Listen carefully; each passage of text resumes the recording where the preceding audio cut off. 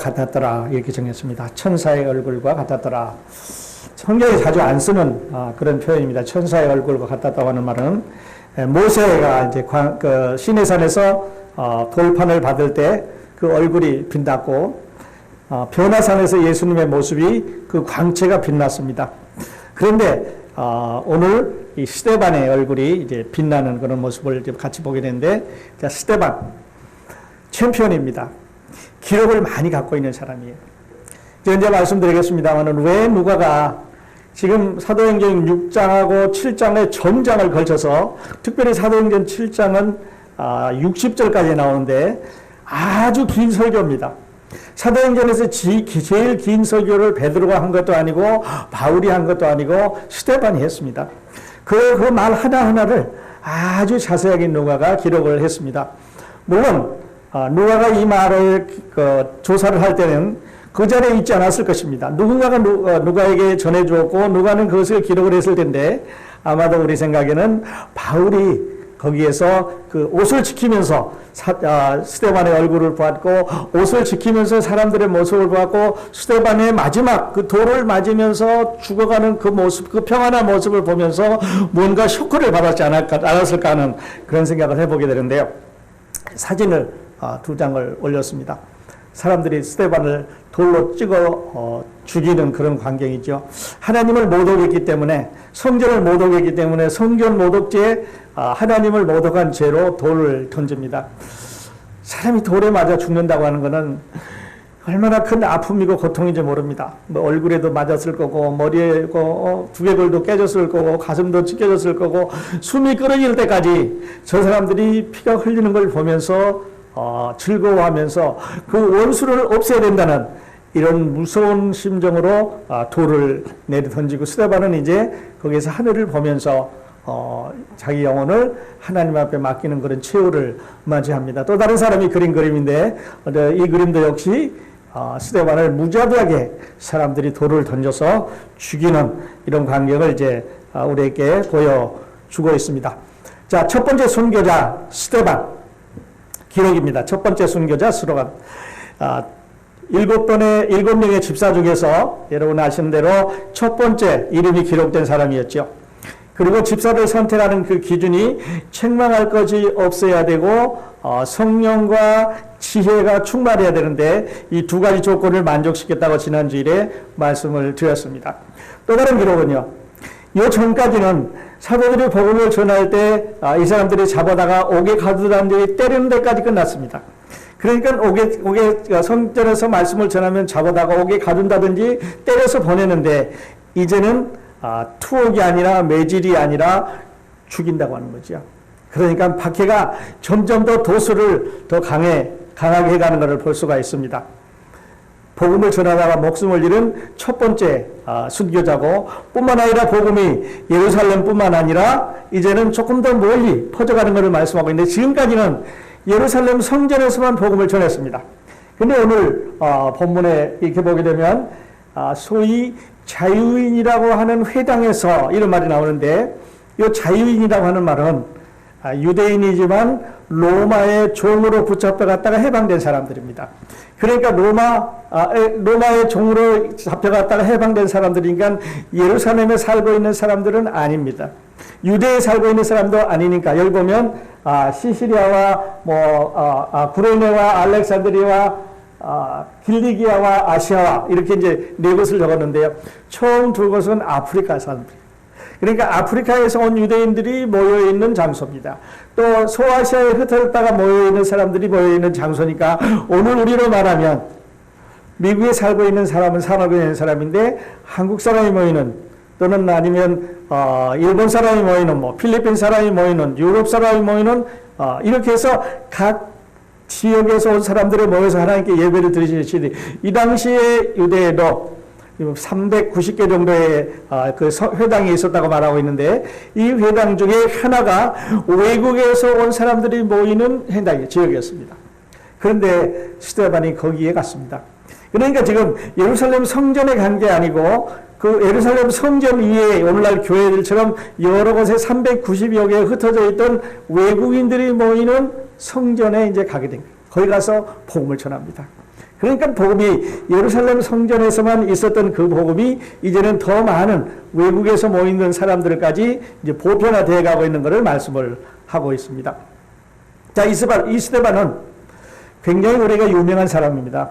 거의 기독교인은 모르는 사람이 없을 정도로 스데반이 유명한데, 뭐 바울도 유명하고 베드로도 유명하고 다 유명하겠습니다만, 이 스데반도 아주 유명한 사람으로 우리가 기억을 하고 있는데, 한 사람도 개인 전도에서 구원받은 사람은 없습니다.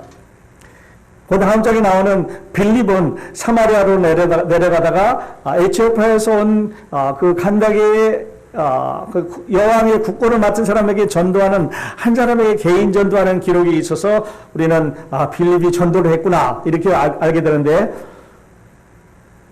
스데반은 개인 전도 한 사람이 한 적이 없습니다. 교회 하나도 개척한 적이 없습니다.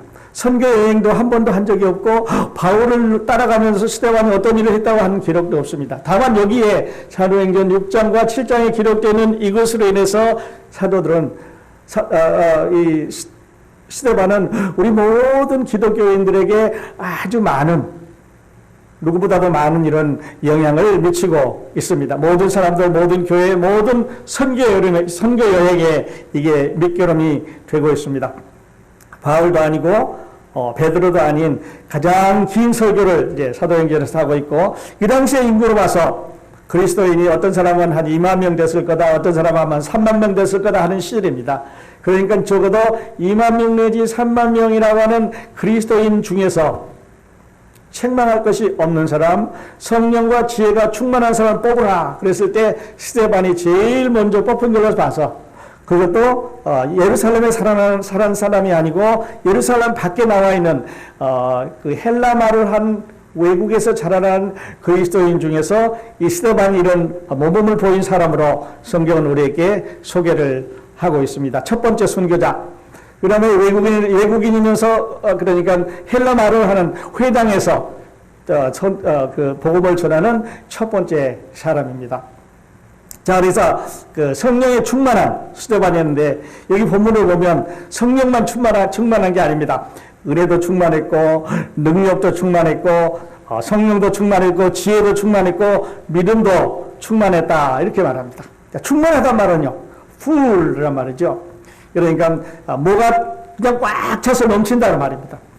여러분이 때로는요, 슬픔에 충만할 때가 있습니다. 슬픔이 그냥 가득 찰 때가 있습니다. 그래서 온갖 게 다 싫어서 그 슬픔 속에서 헤어나지 못하는 때가 있습니다.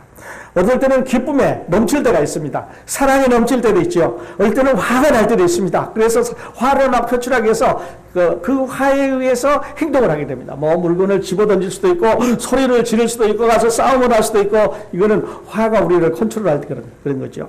성령 우리를 컨트롤하게 되면요, 성령이 우리 마음을 꽉 잡아주게 되면 우리는 예수 그리스도를 향하게 됩니다. 그래서 참게 됩니다. 성령이 우리 마음에 가득 차게 되면 기쁨을 갖게 되고, 사랑을 갖게 되고, 오래 참음을 갖게 되고, 그러니까 우리가 말하는 대로 성령의 열매를 맺게 되는 거죠. 자, 화가 넘쳤다 이럴 때 어떤 일을 저지릅니다. 성령이 넘쳤다 이럴 때 우리는 또 어떤 일을 저지를 수가 있는 거죠. 그래서 controlled by the Spirit, 성령에 의해서 우리가 통제를 받을 때, 성령에 의해서 우리 감정을 이제 성령이 지배하게 될 때를 이제 말을 하게 되는 거죠. 그런데 이 스데반은 5가지 거에 충만했습니다. 은혜가 충만했고, 능력이 충만했고, 성령이 충만했고, 지혜가 충만했고, 믿음이 충만했는데, 이 5가지의 공통점을 조금 후에 다시 말씀을 드리도록 하겠습니다.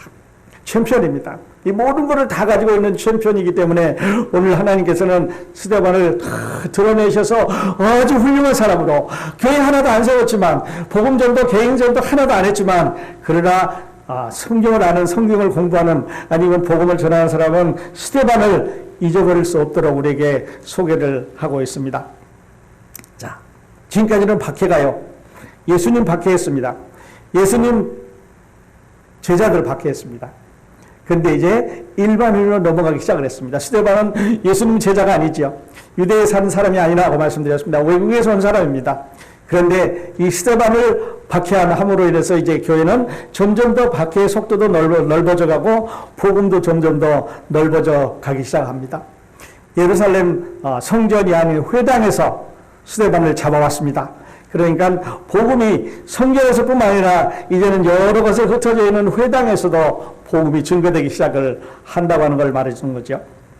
여기 6장에서 우리는 스데반을 소개받으면서 8장에 가면 빌립이 나옵니다. 그리고 9장에 가면 드디어 우리가 지금 공부하고 있는 주제의 바울이 나오게 되는데요. 그래서 6장은 스데반에 대해서, 그리고 7장은 스데반의 설교에 대해서, 8장은 빌립에 대해서, 그리고 9장에 가면 사도 바울이라는 글이 이제 교회사에 등장을 하는데, 이 세 사람 다 스데반, 빌립, 바울, 우리가 알고 있는 예수님의 제자들이 아니죠. 그런데 나중에 이제 더해진 사람들이면서 아주 중요한 이런 의미를 우리에게 가르쳐주는 세 사람이 교회사에 등장을 하기 시작하는데, 우리는 점점 이제 그런 공부를 하게 될 것입니다. 그리고 교회사의 대전환점을 맡고 있습니다. 스데반이 돌을 맞아 죽은 거, who cares? 뭐가 그렇게 중요하냐? 그런데 스데반이 돌에 맞아 죽은 거는요, 헬라말을 하는 그리스도인, 예루살렘 밖에 있는 그리스도인이 예수님을 전하기 시작했고, 회당에서 전하기 시작했고, 그러니까 유대말이 아닌 헬라말로 이제 그 안에 있는 사람들에게 전하기 시작을 하는데, 스데반이 이렇게 죽음으로 해서 여러분 아시는 대로 이제 사도들이 쫙 흩어졌습니다. 자기 고향으로 돌아가는 거예요. 예루살렘에 있으면 붙잡히니까, 예루살렘에 있으면 붙잡혀서 혼란하니까 고향으로 흩어지기 시작을 합니다. 그래서 고향에 가서 복음을 전하기 시작하는데, 마치 우리가 씨앗을 가지고 있는데 이 씨를 땅에 이렇게 흩어버리면 그 씨앗이 떨어진 자리에서 싹이 나는 것처럼 복음이 사사들과 더불어 흩어져서 이제 싹이 나는 이런 역사가 일어나게 그렇게 되는 거죠. 우리 자유인의 회당에 대해서 잠시 말씀을 드리겠는데, 여기 이제 특별히 누가가 소위 자유인들의 회당에서 이렇게 소개를 하고 있습니다. 이 프리드맨이라고 영어로는 그렇게 말하는데, 이 사람들은 헬라말을 한 헬라파 그리스도인들입니다. 그러니까 지난주에 보셨던 대로 그 히브리 말을 한 유대파 본토백이가 아니라 외국에서 온 사람들이 모이는 회당, 예루살렘 성전이라 아니라 회당이 있는데, 말씀드렸던 대로 390개의 회당이 당시에 있었는데, 그 중에 하나가 이 외국에서 모여 있는 사람들이 그 예배 장소입니다. 또 로마에서 그 종으로, 로마의 종으로 붙잡혔다가 풀려난 사람들, 그리고 관심과 선호도에 따라서 함께 끼지 못하는 사람들, 외국에서 온 사람들이니까 아무래도 예루살렘 사람들과 본토 사람들과 섞이는 게 좀 부담이 됐던가 봐요. 그래서 이 당시에도 자기네들의 문화를 따라서, 자기네들의 선호도를 따라서 다시 이제 모였습니다. 그런데 이 사람들은 오늘 아주 황당한 경험을 하게 됩니다. 예루살렘에 왔다가 예수 그리스도의 복음을 들은 것도 다행인데, 그런데 헬라말을 하는 스데반이 자기들 앞에 나와서 전도를 하기 시작합니다. 전도를 하면서 그것도 예수 그리스도에 대해서, 모세에 대해서 이야기를 하는데 전혀 다른 이야기를 하는 거예요. 자기들이 들어보지 못한 말을 이제 하게 될 때 황당한 경험을 하는 거죠. 구레네 사람, 알렉산더 사람은 아프리카 출신이고요. 시실리아와 아시아에서 온 사람은 소아시아의 사람들입니다. 그런데 이 회의에 지금 사도 바울도 있었을까 하는 거죠. 아마 사도 바울도 외국인이기 때문에 여기 있었을 가능성이 많은데 성경은 말하고 있지 않습니다. 자, 그래서 이제 사람들이 그 스데반을 붙잡아다가 산헤드린 공회 앞에다 세웠습니다.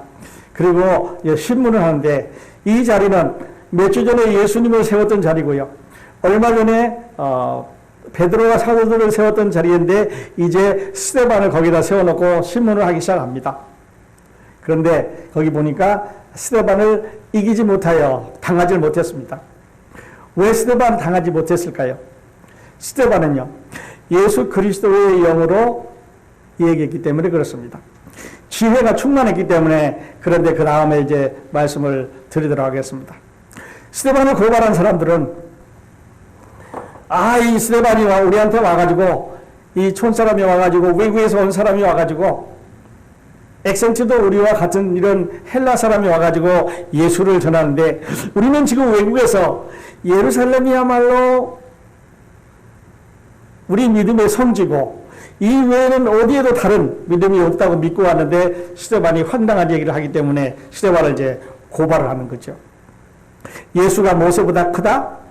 예수가 성전보다 크시니이다. 예수가 하나님이다. 이렇게 이제 선언을 하게 됩니다. 그래서 그 사람들은 스데반을 이제 모의하기 시작을 했습니다. 거짓말을 만들어내는 거죠. 그래서 모세가 스데반이 하지 않은 말을 했다고 이제 거짓말을 시켜가지고 거기 가서 거짓 증인을 하게 하고 스데반이 이제 벌을 주게 하게 합니다. 이 사람들은 스데반이 한 말을 처음부터 끝까지 다 들었으면 오해가 없었을 텐데요. 우리도 어떤 대화를 하다 보면 아마 이래서 오해가 생기는 것 같아요. 이야기를 처음부터 끝까지 다 들어서 끝날 때까지 들으면 별로 오해하는 일이 없습니다. 근데 이야기를 하다가 중간에 가운데만 딱 잘라서 이야기를 들으면 참 오해하기 쉽습니다. 집에 빨리 가서 우리 밥 먹자. 그런데 집에 하고 맨 끝을 빼면 빨리 가서 밥 먹자만 나오니까 이게 식당에 갔는지 집에 갔는지 어디 갔는지 없는 거죠. 그래서 이 말을 가지고 앞에 말을 바꾸고 뒤에 말을 바꾸면 아주 이상한 말이 됩니다. 그래서 우리들의 오해는 이런 데 생기는 것 같아요. 처음부터 끝까지 이야기를 참 잘 들어보면 좋겠습니다. 바빠서 인사 못 드리고 갑니다. 처음부터 끝까지 들으면 앞에 바빴는데 뒤에 보면 인사 못 드리고 갑니다. 외에는 말 안 하고. 근데 뒤에 앞에다가 무슨 다른 말을 붙이면 전혀 틀린 말이 되니까 우리 대화 들을 때 앞 자르고 뒤 자르고 아니면 뒤 자르고 또 옆에 자르고 이렇게 해서 중간만 가지고 전하면 오해하기 쉽습니다. 여러분 우리 의사 전할 때 이렇게 처음부터 끝까지 다 듣고 모르면 다시 물어보고 하면 오해하는 일이 별로 없어요. 이 사람들도 그렇습니다. 모세가 어쨌다는 거야. 모세가 시내산에서 율법을 받아왔는데 율법보다 더 크신 이가 여기 있다. 그 이유는 이렇다. 이제 다음에 설명하겠습니다만은 이래서 처음부터 끝까지 들었으면 돌로 안 쳐도 되는데 듣다 말고 이제 말을 거기서 막으니까 귀를 막으니까 시끄럽다 이제 그만해라 하니까 오해가 되는 거죠. 그래서 죽이고 말았습니다. 오해를 했습니다. 거짓 증언을 세웠습니다. 여기 가서 거짓말해라. 안 들은 것도 들었다고 해라. 편견이 생겼습니다. 이게 복음이야말로 이게 유대교야말로 예수 그리스도를 믿는 거야말로 예루살렘이 성지여야 되는데 이제는 다른 사람이 와서 다른 말을 전하니까 이게 편견이 생긴 거죠. 권위주의에 도전을 한다고 생각했습니다. 과거에 집착을 해서 더 이상 앞으로 나가기를 원하는 이런 일이 이 사람들에게 생긴 거죠. 스데반이 한 말을 예수님께서 하신 말씀으로 다시 옮겨가 보면 이렇습니다. 예수께서 대답하여 이르시되 너희가 이 성전을 헐라 내가 사흘 동안에 일으키리라. 성전을 헐으란 말은 이 성전을 헐고 3일 안에 다시 성령을 내려보내셔서 예수 그리스도가 함께 하겠다는 말이었는데 성전을 헐라 이 말은 성전을 부시라고 하는 말이니까 예수님이 그러는데 이 사람의 말을 통해서 성전을 부시라고 그랬다. 이 아름다운 성전을 부시기만 하면 어떻게 하느냐 이런 데까지 이제 오해가 생기게 그렇게 됩니다. 그래서 스데반이 이제 그 사람들 앞에 서 있는데요. 우리 본문에 보셨던 대로 오늘 말씀의 제목이 그렇습니다만은 천사와 같았더라. 그냥 들으면 천사와 같았더라. 그런데 여러분 한번 그 모습을 상상해 보십시오. 천사와 같았더라는 말은요. 성령에 충만하고 그다음 확신이 있어야 됩니다. 뭔가 내가 확신이 있을 때 사람들은 자신이 있습니다. 그리고 침착하고 용기가 있었습니다. 불안해한다든지 당황해한다든지 두려워한다든지 그냥 마음에 불만이 가득 차가지고 무언가 얼굴을 움직인 게 아니라 성령에 가득 차서 착실하고 확신하고 침착하고 용기 있는 그런 모습을 볼 수가 있습니다. 시내산에서 돌판을 받아든 모세의 모습을 한번 생각해 보십시오. 얼굴이 환하게 빛났습니다. 하나님의 모습을 보고 그 모세의 모습을 그랬는데요. 변화산에서 그리스도의 모습이 환하게 빛났는데 물론 스데반의 얼굴이 빛이 났는지 아니면 그 부활절에 굴에 들어가던 사람들이 천사의 모습을 본 것처럼 흰 옷 입은 천사가 하얀 모습으로 바뀌었는지 아니면 빛을 발했는지 그는 알 수가 없습니다. 한 가지 분명한 것은 스데반의 원래 모습이 아니라 아주 빛나는 깨끗하고 아름다운 그런 모습이었다는 거죠.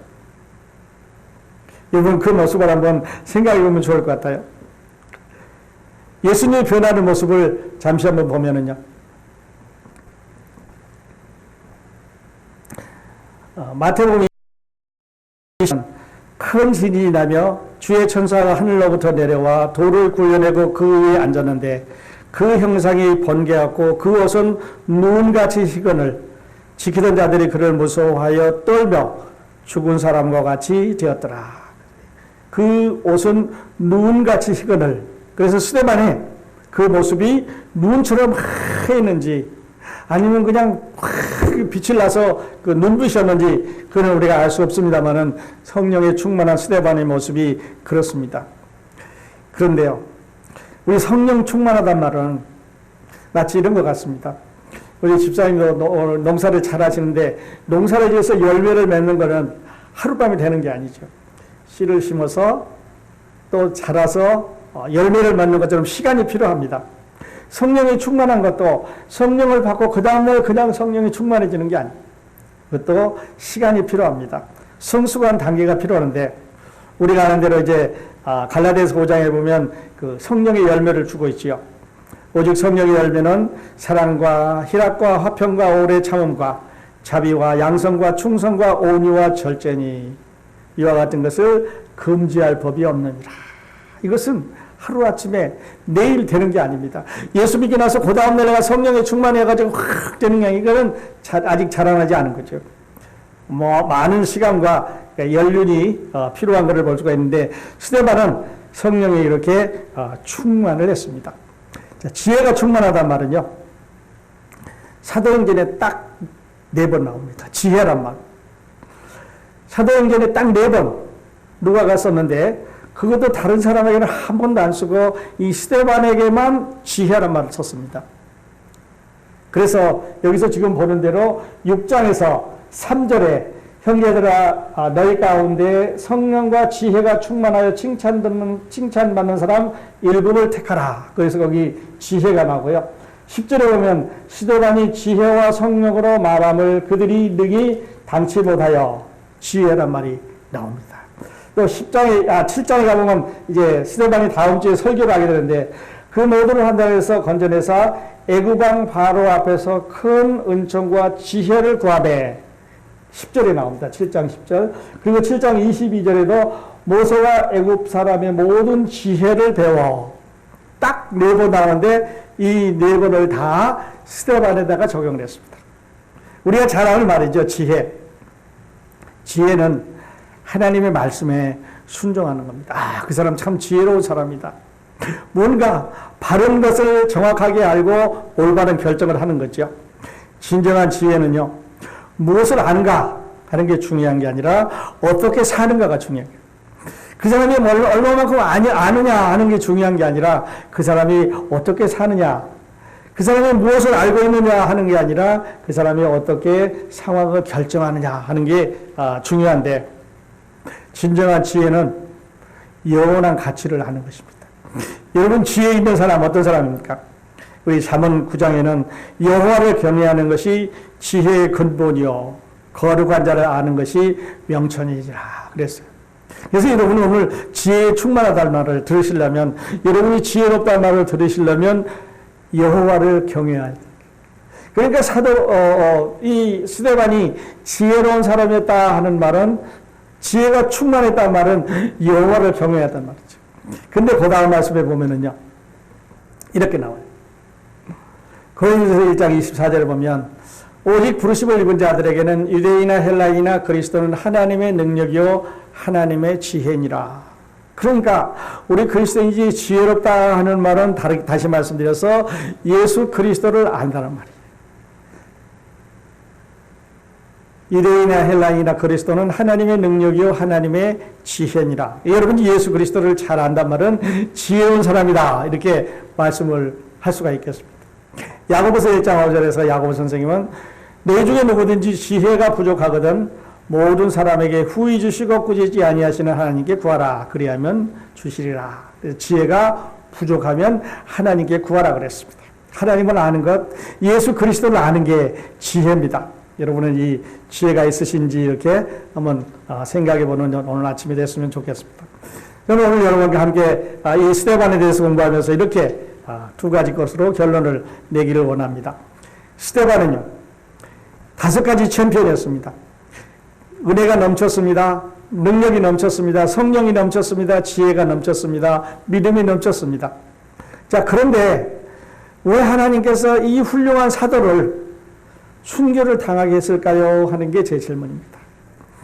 스데반 살려놨으면 나가서 복음을 더 많이 전했을 텐데, 선교여행도 갔을 텐데, 교회도 세웠을 텐데, 다른 사람에게 나가서 설교도 더 많이 했을 것 같은데, 능력이 넘치고 지혜가 넘치고 성령이 넘치고 믿음이 넘치는, 은혜가 넘치는 이 사람을 거기서 돌에 맞아 죽게 하셨습니다.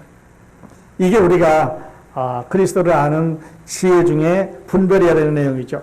자, 이거는요, 이해할 수 없습니다. 하나님 왜 그렇게 하셨습니까? 이해할 수 없습니다. 그런데요, 하나님이 그렇게 하심으로 인해서 이 복음은 쫙 이제 더 멀리 퍼져나가기 시작합니다. 물방울을 돌을 던지면 물이 이렇게 파도 쳐서 흩어져 가는 것처럼 이제는 이 복음이 쫙 퍼져나가는 계기가 됐습니다. 나중에 하나님의 영광을 위해서 일하는 걸 우리가 알게 되는데요. 어떨 때 우리에게도 이럴 때가 있습니다. 우리가 하나님 잘 섬깁니다. 교회에서 헌신 잘하고 교회 봉사도 잘하고 성경 공부도 잘하고 예배도 빠짐없고 열심히 하는데 어려움이 당할 때가 있습니다. 그럴 때 우리는 하나님 왜 그럴까요? 답이 잘 안 나오죠. 근데 여기 스데반 한번 생각을 해보십시오. 자, 능력이, 지혜가, 성령이, 믿음이 빼는 것 없이 5 챔피언이었는데 이 스데반을 불러가심으로 해서 하나님은 더 큰 일을 이루어가는 것을 볼 수가 있습니다. 우리에게도 아직 오지 않았지만 이런 어려움이 있을 수 있습니다. 하나님의 뜻에 의해서 하게 되는데 이럴 때는 우리 스데반을 한번 생각해 보시면 좋을 것 같아요. 두 번째는요, 스데반의 순교가 나에게 주는 메시지는 무엇입니까? 하는 것입니다. 여러분, 그냥 우리 첫 번째 순교자 외국인인 또 회당에서 전했고 지혜가 능력이 은혜가 충만했다. 첫 번째 순교자로 우리가 잘 알고 있는 사람이다. 그런데 그렇게만 말고 스데반이 오늘 여러분에게 무엇을 말씀해 주신가 하는 것을 한번 깨달았으면 좋겠습니다. 그냥 읽고만 가면요, 우리는 그냥 소설책에 되어 있습니다. 그냥 성경에 되어 있습니다. 그런데 그 말씀을 묵상함으로 무엇을 오늘 나에게 말씀해 주십니까 하는 것을 생각해 보자는 거죠. 스데반은 성령의 통제를 받았습니다. 자기가 잘했던 과거가 아니라 성령의 특별한, 성령의 이런 넘치는 그런 사람이었는데, 성령으로 가득 찬 사람이었는데, 하나님께서 우리에게도 언젠가 이렇게 특별한 일을 시키실 수 있다고 하는 거죠. 하나님께서 우리에게도 항상 좋을 때, 아주 최고로 좋을 때 하나님이 잘 섬기는 우리에게도 이런 일을 시키실 수 있다 하는 거지요. 두 번째는요, 나는 스데반처럼 복음의 열정이 있는가 하는 거죠. 예수 그리스도의 복음을 위해서 첫 번째로 자기 목숨을 내놓은 사람이었는데 우리는 첫 번째는 아니겠습니다만은 이렇게 큰 열심이 있는가 하는 거죠. 또 하나는 초대교회 한 사람의 목숨이 온 세상을 변화시키는데 또 온 세상을 변화시킬 뿐만 아니라 수많은 사람들에게 이 스데반의 순교에 영향을 줘서 복음을 전하는데 용기를 주고 있다고 하는 거죠. 별로 크지 않은 작은 일 같지만 그러나 스데반이 우리에게 준 이 영향은 너무너무 큽니다. 그는 우리 마음속에 지금도 살아있어서 이렇게 말할 수 있습니다. 나 봐라. 초대교회에서 그렇게 열심히 있는 최고의 집사였는데 하나님께서 나를 부르셨다. 그때 나는 돌에 맞아 죽으면서 하늘에 있는 예수 그리스도를 보았는데 참고 힘들더라도 우주 예수 그리스도의 복음을 위해서 살아가자고 하는 용기를 우리에게 주고 있습니다. 여러분은 이 음성 들으십니까? 다음 주에는 스데반이 예수 그리스도를 얼굴을 보는, 예수 그리스도의 모습을 보는 그런 강의를 함께 나눠보도록 하겠습니다. 기도하겠습니다.